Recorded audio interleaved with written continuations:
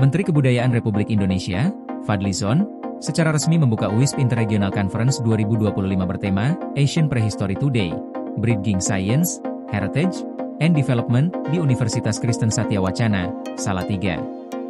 Dalam sambutannya, Fadly menyampaikan apresiasi atas terselenggaranya konferensi internasional ini sebagai ruang penting untuk membahas peradaban manusia, memori budaya, dan masa depan kebudayaan dunia. Ia menegaskan bahwa Indonesia bangga menjadi tuan rumah, karena topik yang diangkat mencakup catatan prasejarah bersama Asia dan dunia, bukan hanya warisan nasional semata.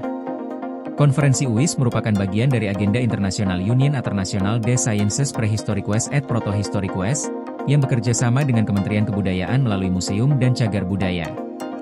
Acara ini mempertemukan para akademisi, peneliti, dan praktisi dari berbagai negara untuk berdiskusi, berbagi hasil penelitian, dan memperkuat kerjasama dalam bidang arkeologi dan prasejarah.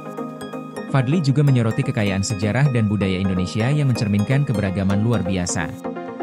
Indonesia memiliki lebih dari 1.340 kelompok etnis di lebih dari 17.000 pulau, serta menjadi penjaga 718 bahasa, atau sekitar 10% dari warisan linguistik dunia. Menurutnya, keberagaman ini bukan hanya soal budaya, tetapi juga tentang sistem pengetahuan, tradisi maritim, dan warisan peradaban yang telah berkembang selama ribuan tahun. Dalam kesempatan itu, Fadly mengumumkan keberhasilan Kementerian Kebudayaan memulangkan Du Bois Collection, yakni 28.000 lebih fosil manusia purba dari Belanda, termasuk fosil Pithecanthropus erectus yang ditemukan 135 tahun lalu di Bengawan Solo. Ia menyebut repatriasi ini sebagai tonggak sejarah dan bentuk keadilan restoratif bagi bangsa Indonesia. Selain itu, Fadly menyinggung kekayaan gua-gua prasejarah di Indonesia yang menyimpan bukti perjalanan panjang manusia.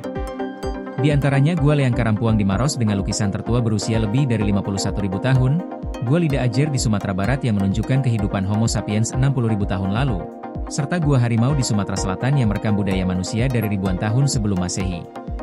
Fadly menekankan pentingnya menjaga keseimbangan antara kemajuan sains, pelestarian warisan budaya, dan pembangunan berkelanjutan. Ia menilai tema konferensi tahun ini sangat relevan dengan tantangan global, sekaligus sejalan dengan amanat konstitusi yang menempatkan kebudayaan sebagai fondasi pembangunan bangsa.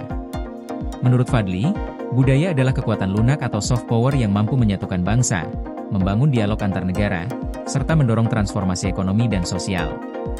Pemerintah berkomitmen menempatkan Indonesia sebagai World Capital of Culture melalui pelindungan, pemanfaatan, dan diplomasi kebudayaan di tingkat dunia.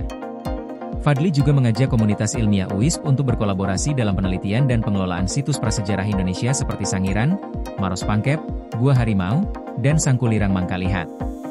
Kolaborasi ini diharapkan melahirkan standar baru dalam pelestarian warisan budaya dunia.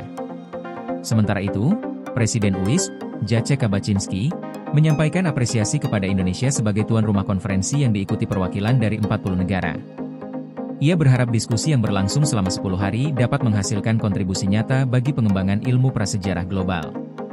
Konferensi UISP 2025 digelar di 3 lokasi utama, yaitu Universitas Kristen Satya Wacana Salatiga, Museum Manusia Purba Sangiran, dan Museum Ulen Sentalu Yogyakarta. Kegiatan ini berlangsung dari 27 Oktober hingga 6 November 2025, mencakup simposium, seminar, pameran, dan tur ke situs warisan dunia UNESCO. Melalui konferensi ini, Indonesia diharapkan semakin dikenal sebagai pusat penting penelitian prasejarah dunia sekaligus pelopor dalam upaya pelestarian warisan budaya umat manusia. Koordinasi PLN dengan TNGL jelang Hari Kesaktian Pancasila, listrik terbangun, alam tetap lestari. Panen perdana garam Aceh. PLN hadirkan energi untuk UMKM di momen menyambut Hari Kesaktian Pancasila.